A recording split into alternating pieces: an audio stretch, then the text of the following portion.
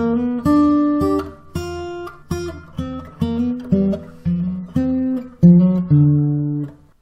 provides me with great pleasure to have Professor Charles Perrings here on today's episode of Express Views. Charles is Professor Emeritus at Arizona State University and directs the Eco-Services Group. He's a fellow at the Bea Institute, the Royal Swedish Academy of Science in Stockholm, and the past president of the International Society for Ecological Economics. He was the editor of the journal Environment and Development Economics and has written around 100 articles and 12 books. Charles has advised various governmental, intergovernmental, and international non-governmental organizations, as well as research funding agencies. Charles, how are you doing? Doing well, thank you. How are you doing? Thank you. It's a pleasure to have you here. Charles, you know how this works. The Express Views works like a snowball fight. I throw a question at you, and you throw the first answer that gets into your mind back at me. Are you ready for this? I'm ready. Could you please briefly introduce yourself? Well, you did a pretty good job there. The only thing I would add is that I'm now emeritus, so that means I retired this year. But otherwise, you covered it reasonably well. I'm Professor of Environmental Economics at ASU. I've previously been at the University of York, University of California, Riverside, and various other places.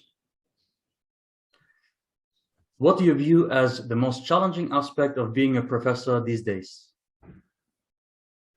Well, you say being a professor, so I'm guessing then you're talking about people who've got a job already.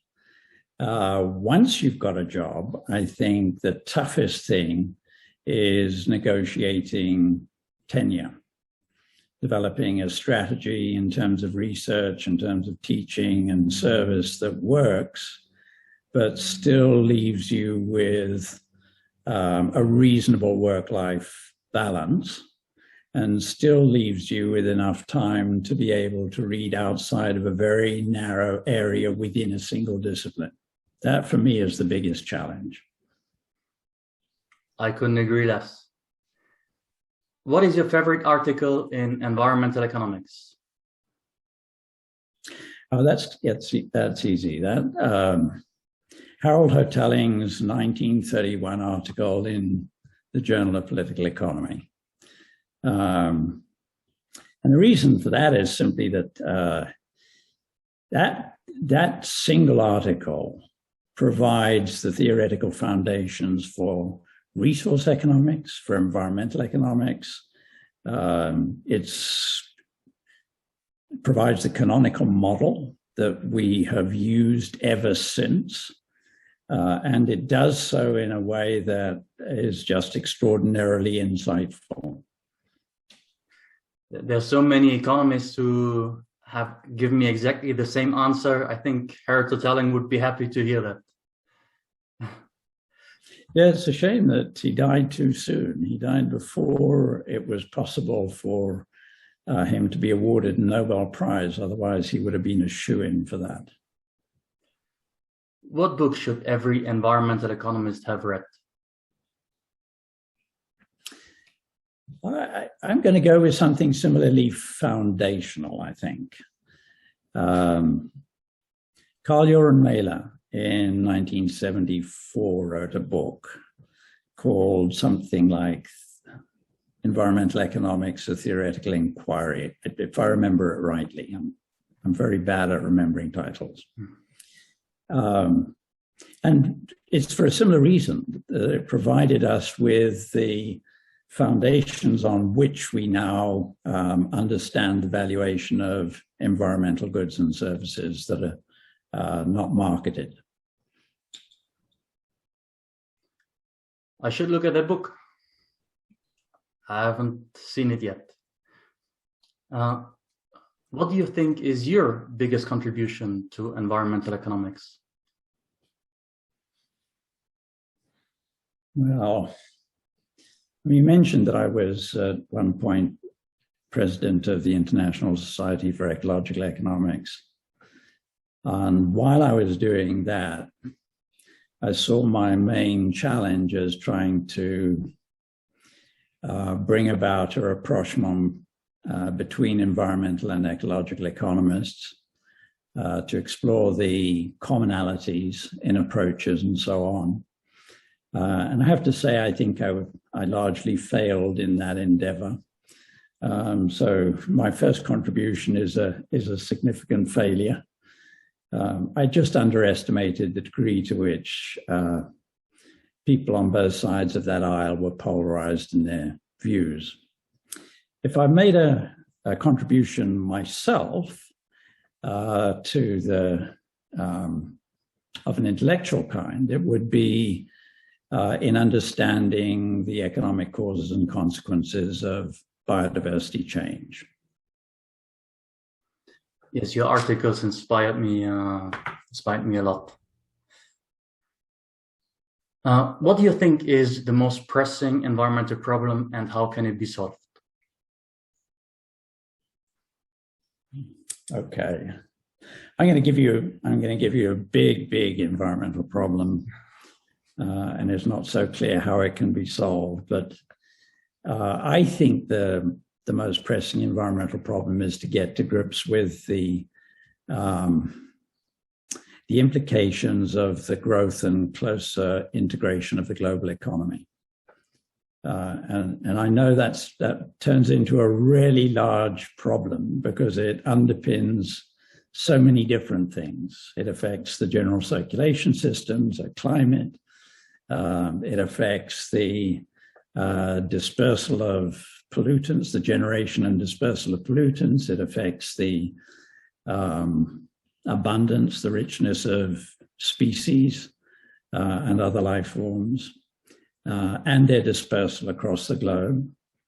And it's a problem that has all the usual dimensions. It's riddled with externalities. It's public goods all the way, but it's at a scale that we currently don't have good tools to deal with. It involves international flows, and we have a governance system at the international level which is still extremely weak. So there's my big problem. How do you deal with it? Well, that means you've got to deal both with the science of understanding exactly what closer integration means for the dynamics of the general system. But more importantly, it means you've got to tackle that governance problem. And at the international level, it's really hard to see how that is going to emerge as long as we have deeply nationalistic approaches across the globe. Let's pick up that governance problem. So if you could be the Secretary of the Treasury or the Administrator of the EPA of the United States, what would you want to change?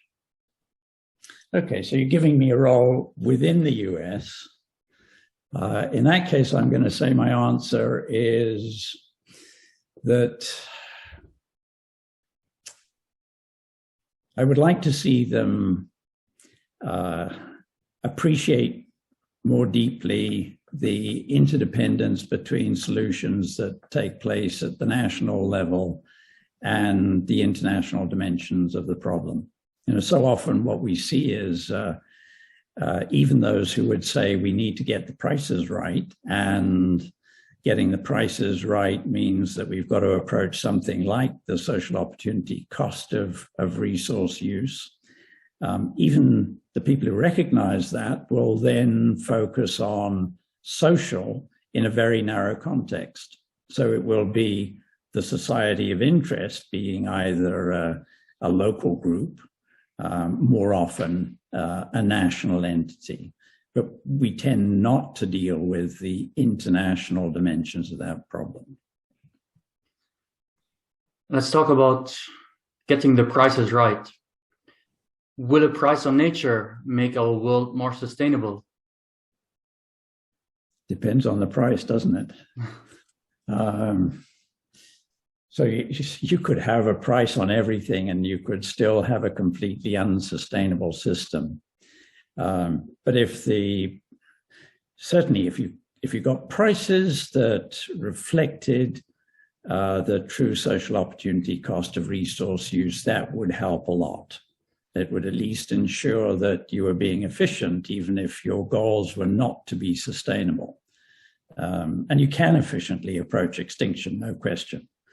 But it would be a step in the right direction if you had a discount rate, which was a true reflection of what the social discount rate ought to be, if one can identify what that ought to be. That would help a lot. And then, as I've been saying earlier, getting the society right is part of the problem. Knowing who you are taking into account when you come up with an estimate of the value of anything. You know, normally what we do is we plug in a population that is a fairly localized population, and certainly not one that spans multiple jurisdictions. So in your answers, you seem to be a bit unsure and you included a lot of ifs. Are you optimistic or pessimistic about us being able to tackle the world's environmental problems? Well, given the job we're currently doing, which is not very good, I'd have to say that there are good grounds for being pessimistic, put it that way, that we haven't done a great job in a lot of cases. You can see areas where policies have been improving reasonably systematically, and I'm glad that those exist.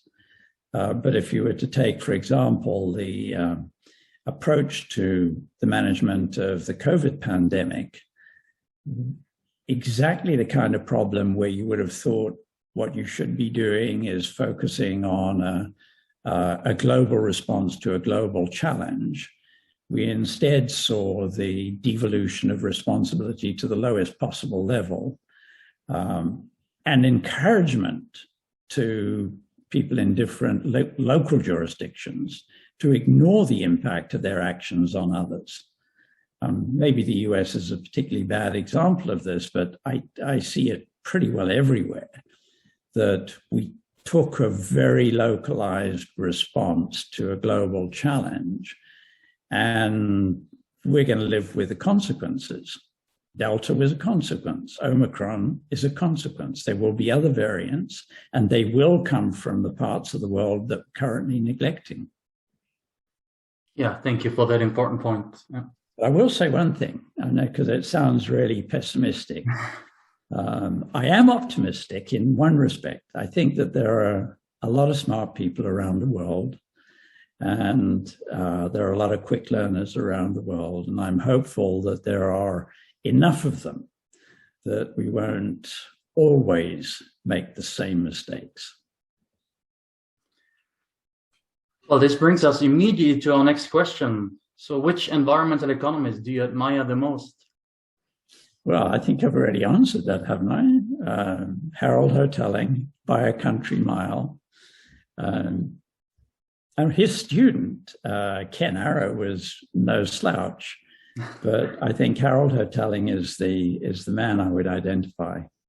I have just my latest book, which is written with Ann Kinzig, Conservation, Economic Science and Policy, is an explanation of why I think Hotelling is so important.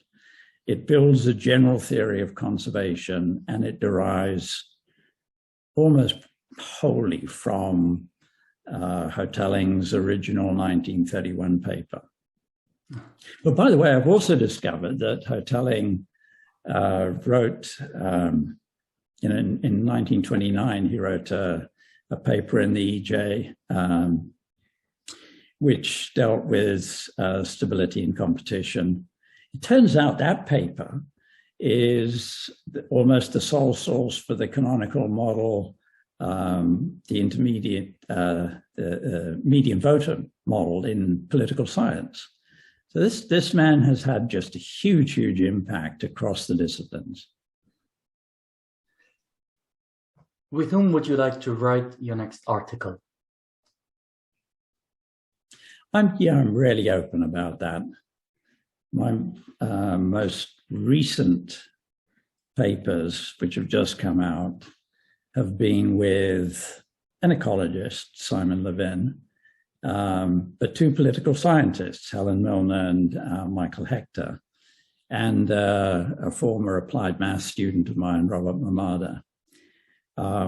Of course, I've written with Simon before, but I'd never written with political scientists before, and I found that a really enjoyable experience. But it depends on what the problem is, right? So if the next problem that I address requires insights from another discipline, another area, I'll be perfectly happy to work with somebody from that discipline or that area. Now, a more personal question. If you could spend 1 hour with a person of your choice, who would it be? Is this living or dead, or both? Up to you. Okay. Well, I'd probably say Groucho Marx. If I had a choice, a free choice, just because he is such a great comic. But if you could fix the communication problem, I'd be up for an hour with Aristotle. I mean, if you can spend 1 hour with a person of your choice, I'm sure the communication problem is not going to be an issue in that case. Charles, thank you so much for your time. I really, really enjoyed your answers. I like them a lot. I invite those of you who would like to get more details about Charles, his research, and his ideas to take a look at my Meet Top Environmental Economist interview with him. And you can find that on my website. Charles, thank you so much for having been here today. It was a true pleasure. You're more than welcome.